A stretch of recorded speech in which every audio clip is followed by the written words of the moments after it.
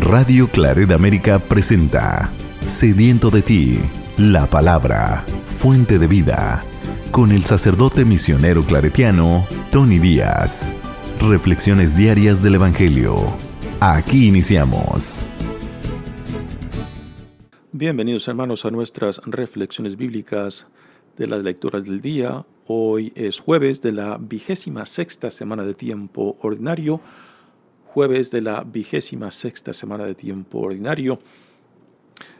Hoy celebramos la memoria de Santa Teresa del Niño Jesús, o también conocida como Santa Teresita de Lisieux, o Santa Teresita de las Pequeñas Flores. Tiene varios nombres. Ya diremos un poco más cuando lleguemos a la sección de la reflexión.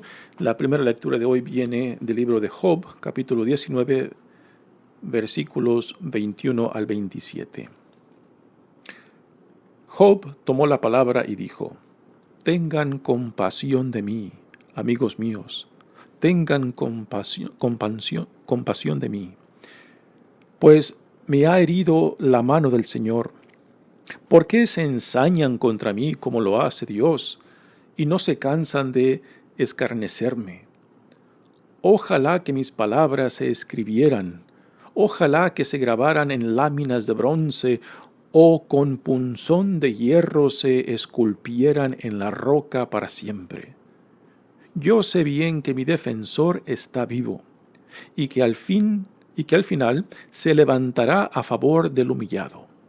De nuevo me revestiré de mi piel, y con mi carne veré a mi Dios.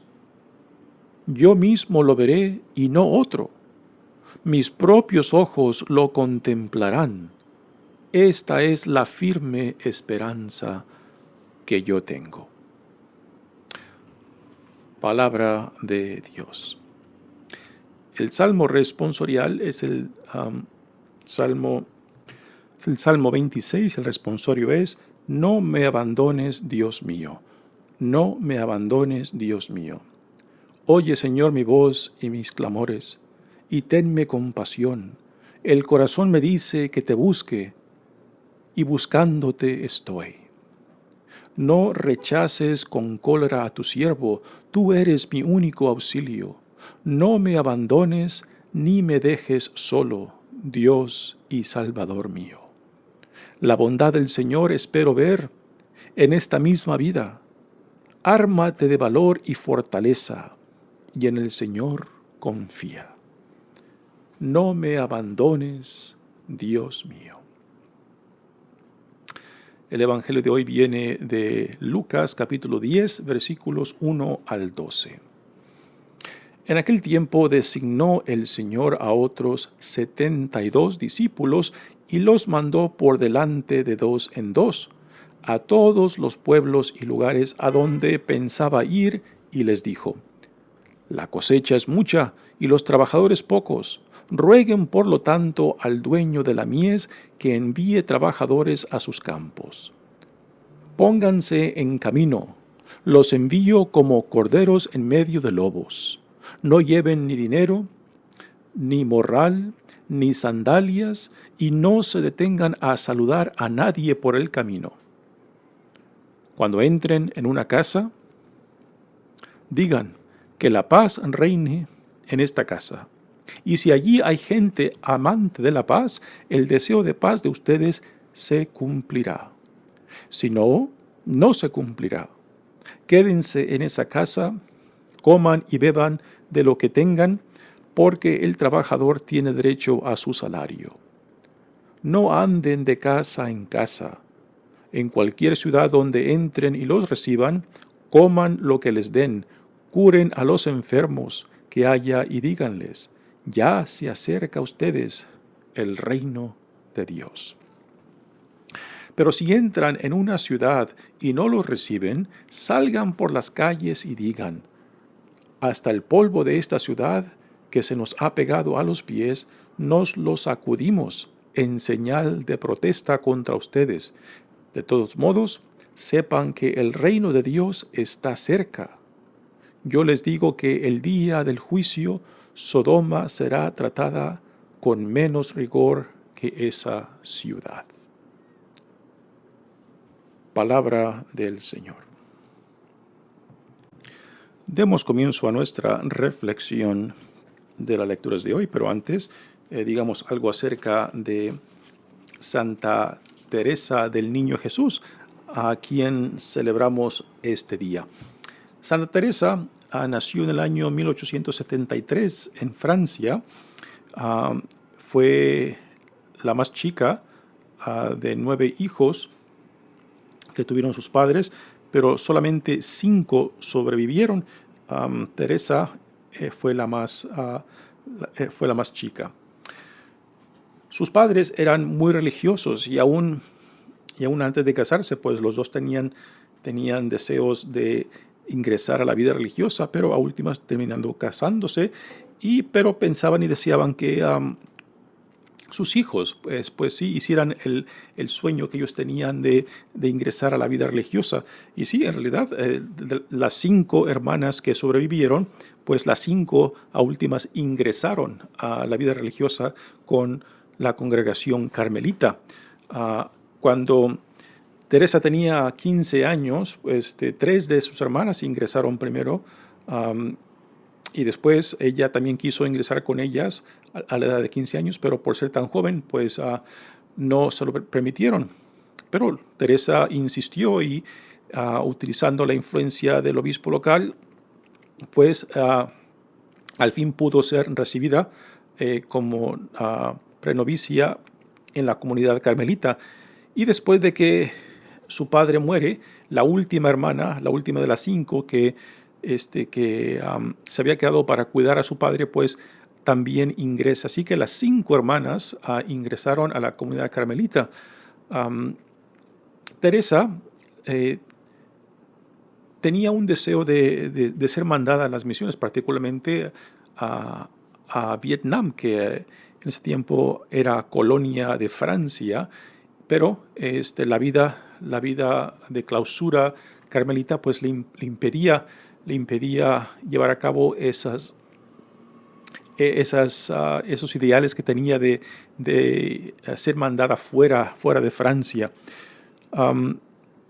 Teresa tenía una gran hambre y sed por la santidad, por vivir una vida consagrada totalmente a Dios, y aunque tenía en cierta manera deseos de ser misionera, pues por la vida que ella había escogido, pues no le fue posible. Pero tomando su situación y la vida de comunidad de claustro, pues ella buscó la forma en ir tras la santidad de acuerdo a la situación y el ambiente del tipo de vida de comunidad que ella tenía con los carmelitas, ¿no? Y sabía ella pues que aunque no podía llevar a cabo acciones heroicas como los misioneros que se entregaban para irse a otros países, al África, al Asia, ¿no? Ella pues no sabía con esas posibilidades, decidió de vivir la vida heroica, pero no con actos heroicos y grandes, sino con pequeños actos de amor en la vida ordinaria. Y esto es significante al testimonio de vida que Santa Teresita del Niño Jesús nos deja, de que no es necesario para la santidad hacer acciones heroicas, acciones grandes para merecer el don de santidad. Y así lo entendía Teresita, sino de que aún las cosas pequeñas, aún las cosas rutinarias de la vida ordinaria, hacerlas con gran amor. Y esto es a lo que ella lo llama como el camino de la sencillez, el camino de la santidad en la vida ordinaria. El nombre que después se le añadió a ella de la Santa Teresita de la Pequeña Flor es porque veía los actos de amor, de caridad, de compasión en la vida ordinaria entre sus hermanas como un dejar flores por donde ella pasaba, por donde ella compartía tiempo y experiencias con sus hermanas carmelitas, ¿no? Y esto en la vida ordinaria, en la vida rutinaria. Así que el testimonio que Teresita nos deja es de que la santidad es posible para todos, ¿no? De que aunque en tu vida, en las circunstancias que tú vivas, ahí mismo tú puedes poner en práctica la vida a la cual Dios en Jesucristo te llama. Que aún en las pequeñeces de nuestra vida rutinaria y la vida ordinaria, ¿no? Ahí también se puede alcanzar la santidad cuando todo lo que hagamos, por más pequeña que sea la acción, lo hagamos con amor. Pues bien, Teresita muere a la edad de 24 años a consecuencia de la tuberculosis. Y a pesar de que su vida fue pues, muy corta, pues dejó un gran testimonio por intervención de una de sus hermanas de la comunidad, sus hermanas de familia, pues le pidió que escribiera su biografía y parte de su experiencia de vida religiosa. Y este testimonio que Teresita nos dejó, pues se convirtió en un libro popular al principio del siglo XX. Y que aún hoy en día tiene mucho seguimiento estos escritos de su vida interior que Teresita del Niño Jesús nos dejó plasmado en su biografía. ¿Y cuál es el camino de la sencillez? El camino de la vida ordinaria, el camino de hacer las cosas por más pequeñas que sean, con gran amor y entrega. En el año 1997, Juan Pablo II pues declara a Santa Teresita doctora de la Iglesia, un título que solamente 3 mujeres llevan en la Iglesia. Todos los otros doctores de la Iglesia son hombres, pero las 3 mujeres que llevan este título, este gran privilegio dentro de la Iglesia, pues son Santa Teresita del Niño Jesús, Santa Teresa de Ávila y Santa Catalina de Siena, ¿no? Y uno se pregunta, bueno, ¿por qué? ¿Por qué este título de doctor de la Iglesia si no escribió grandes cosas, ¿no? No, pero el testimonio de vida, de santidad en la vida ordinaria, en las cosas más sencillas, pues es precisamente lo que la Iglesia necesita, particularmente para aquellos que piensan que tienen que hacer grandes obras heroicas para ganarse la santidad. No, Santa Teresita nos deja plasmado en su vida, en su corta vida, de que la santidad se puede encontrar en lo más ordinario, en lo más sencillo, en lo más pequeño de nuestras vidas, cuando todo lo que hagamos lo hagamos con amor. Pues gracias le damos a Santa Teresa del Niño Jesús por el testimonio de vida que aún sigue dando frutos para la Iglesia. Entramos ahora a la primera lectura. Seguimos leyendo del libro de Job. Y aquí Job nuevamente lo encontramos en diálogo con sus amigos. Y es algo muy interesante. Los amigos han venido supuestamente para consolar a Job por la tremenda pérdida tanto de sus posesiones y riquezas y de su familia, ¿no? Pero el consuelo que le quieren dar a Job es de que acepte de que las consecuencias de su sufrimiento son a causa de algún pecado que él haya cometido, alguna ofensa que él haya cometido contra Dios. Y esto Job lo rechaza rotundamente. Dice, no, yo no creo e insisto que yo no he hecho nada que merezca tal sufrimiento, que merezca tal castigo. Y esto es lo que él defiende, a la misma vez que defiende que Dios es bueno, que Dios es justo, que Dios es grande y que Dios a últimas lo defenderá. Que Dios a últimas lo vindicará y le dirá, y dirá que Él es una persona buena, una persona digna, ¿no? Así que en esta lectura eso nos dice Job.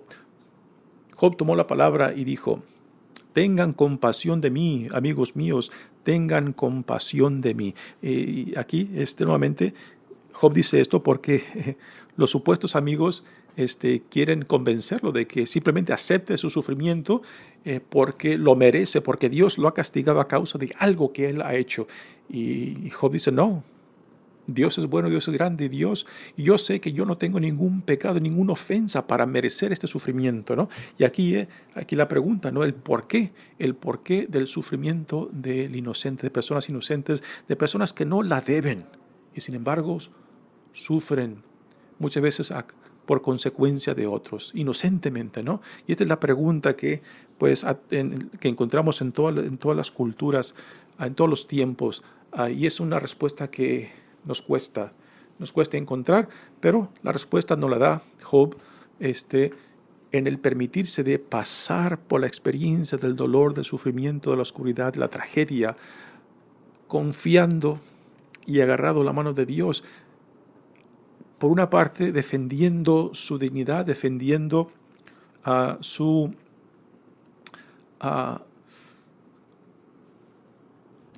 inocencia, no de que no tenga pecado, pero de que no merece su sufrimiento a causa de algo que ha hecho, ¿no?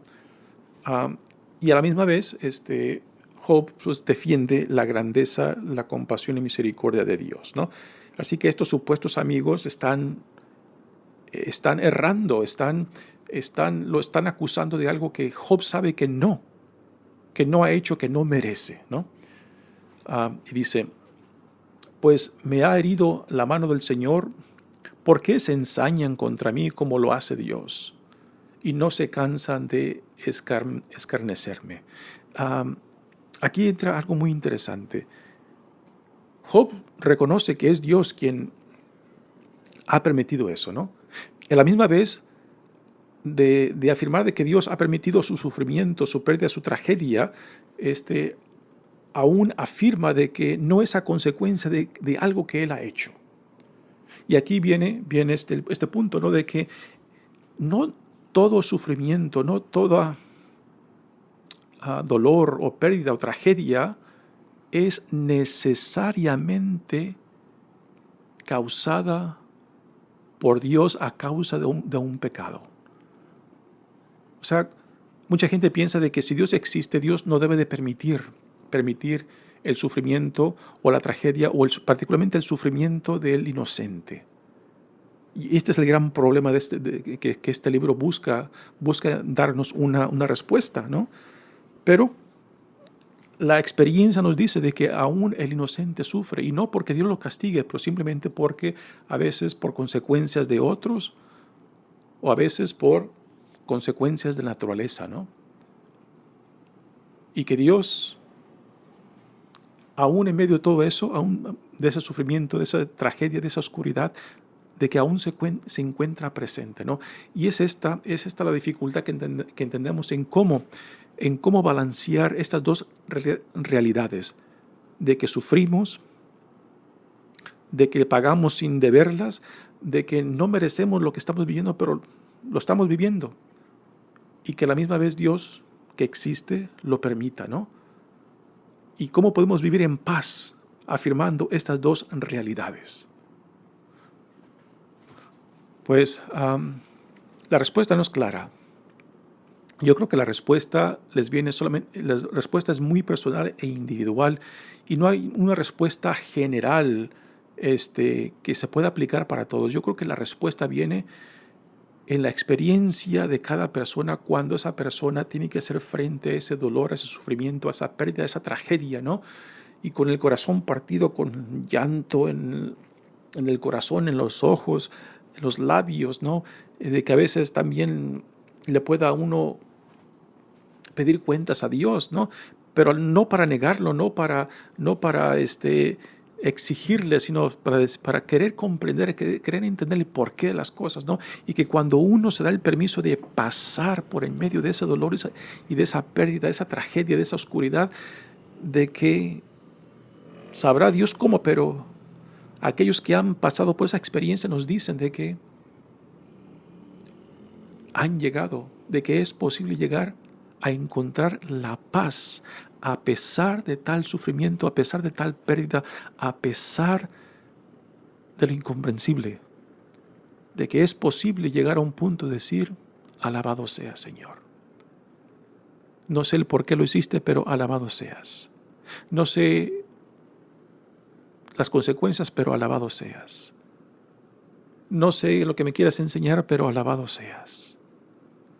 Y que aquellos que han pasado por esa experiencia nos dejan ese testimonio de que es posible encontrar la paz y llegar a un punto en que estemos en paz tanto con Dios como con nosotros mismos y aún con el dolor y la experiencia de perder a alguien querido, de sufrir pérdidas, de sufrir tragedias.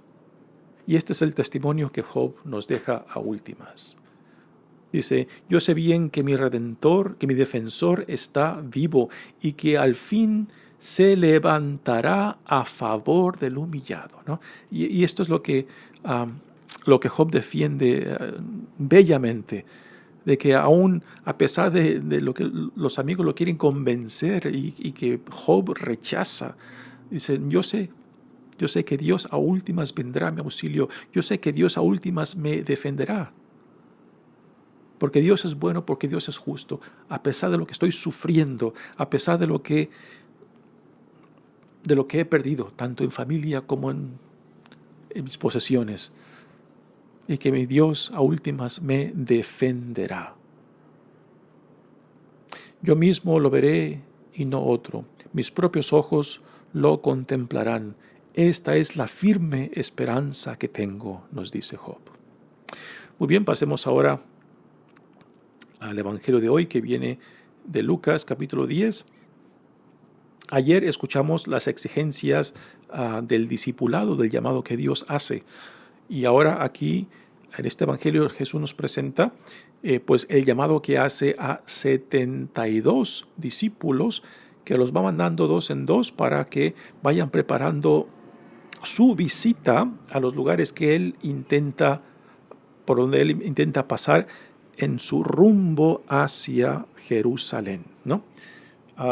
Y este llamado a estos 72 discípulos misioneros, pues debe de ser algo que nos debe de recordar a nosotros, que también como discípulos de Jesús somos llamados a preparar el ambiente, el camino, a preparar la situación, a preparar el momento para que otros también puedan llegar a tener ese encuentro con Jesús, que a últimas es Jesús solamente quien hace posible este encuentro. No somos nosotros quienes se lo damos, nosotros simplemente somos instrumentos, somos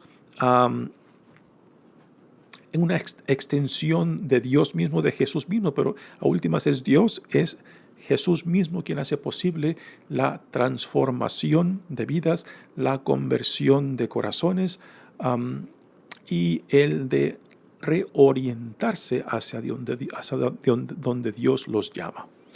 Dice el Evangelio, en aquel tiempo designó el Señor a otros 72 discípulos y los mandó por delante, de dos en dos, a todos los pueblos y lugares a donde pensaba ir, y les dijo. Así que Jesús los manda y les dice estrictamente cómo tienen que ir, qué tienen que hacer, ¿no? Porque ellos son una extensión de Jesús mismo, y Jesús no les dice nada que él mismo no hace. La cosecha es mucha y los trabajadores pocos. Rueguen, por lo tanto, al dueño de la mies que envíe trabajadores a sus campos. Nuevamente, recordamos de que Jesús aquí no está hablando con curas y monjas, ¿no? Está hablando con laicos, personas. Jesús mismo no fue sacerdote. Jesús fue un laico, ¿no? Y el llamado que hace es a otros laicos. Regularmente, cuando hablamos de vocaciones, casi siempre hablamos de curas y monjas, pero no. Dios llama a todos. El llamado a seguir a Cristo es un llamado a todo aquel que escucha el llamado de Dios, todo aquel que se deja atraer por Cristo, todo aquel que se deja iluminar por Cristo. Y este llamado es para todos, y la obligación de compartir el mensaje del Evangelio, el mensaje del reino, es para todos. La cosecha es mucha y los trabajadores pocos. Rueguen, por lo tanto, al dueño de la mies que envíe trabajadores a sus campos. Pónganse en camino, los envío como corderos en medio de lobos, ¿no? Así que Jesús no anda con rodeos y le dice claramente que esa misión va a tener sus retos. de que quizás van a ser rechazados, de que quizás van a ser calumniados, de que quizás la gente va a hablar mal de ustedes, pero no es a ustedes a quien rechazan, es a quien los manda a quien rechazan. Y si rechazan a Cristo, también rechazan a quien mandó a Cristo. Así que no tomarlo personal si en nuestro caminar, si en nuestra jornada cristiana, en nuestra jornada de vida, pues se nos rechaza, de que no lo tomemos como personal, sino que a quien rechazan es a Cristo, a quien rechazan es aquel quien nos ha mandado, y que no es algo personal mío, ¿no? De que no lo tomemos como tal. Dice, no lleven ni dinero, ni morral, ni sandalias, y no se detengan a saludar a nadie por el camino, ¿no? Aquí Jesús está hablando acerca de ir con esa libertad de entrega, ¿no? De que no estemos apegados ni a objetos ni a propiedades, sino que vayamos con la libertad de enfocarnos solamente en el reino que somos llamados a proclamar y a ser testigos de lo que Dios está ignorando en Jesucristo. Dice, cuando entren en una casa, digan que la paz reine en esta casa. Y si allí hay gente amante de la paz, el deseo de paz de ustedes se cumplirá. Si no, no se cumplirá. Esto es muy interesante, de que como discípulos de Jesucristo somos embajadores de la paz. Y la paz, por paz aquí no entendemos la ausencia de la violencia o de guerra. No es este el significado de la paz. El significado de la paz que Jesús les dice aquí es de encontrarse en armonía tanto con Dios, con la vida, con uno mismo. De cierta manera también es sentirse a gusto en su propia piel. Encontrarse identificado con lo que Dios dice que tú eres y la vida a la cual tú eres llamado. Este es el sentido de paz.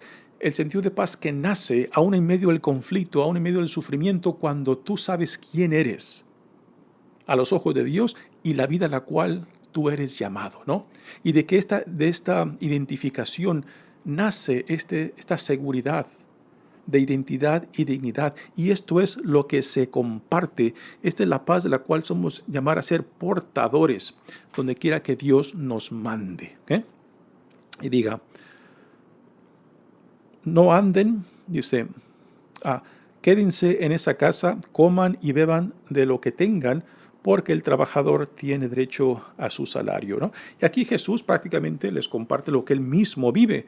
A Jesús, según los evangelios, pues él prácticamente vive de la generosidad y hospitalidad de otros, ¿no?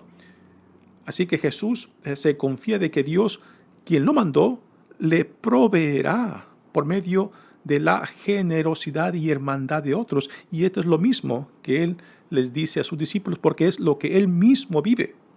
Jesús les modela a estos discípulos lo que él viene viviendo, confiado en aquel que lo ha mandado, en Dios Padre. Y que así como Dios le ha proveído a él mismo, pues igualmente Dios le proveerá a ellos.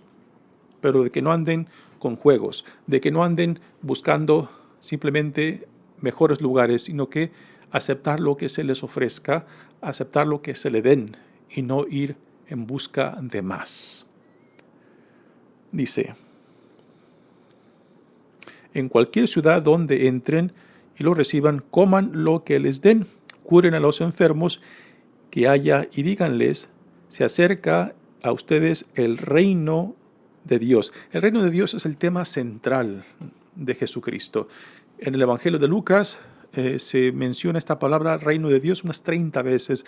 En el Evangelio de Mateos utiliza la frase reino de los cielos, que es igual al reino de Dios, casi 40 veces, ¿no? Así que este es el tema central de lo que Jesús viene haciendo, lo que Dios está inaugurando en Jesucristo, el reinado.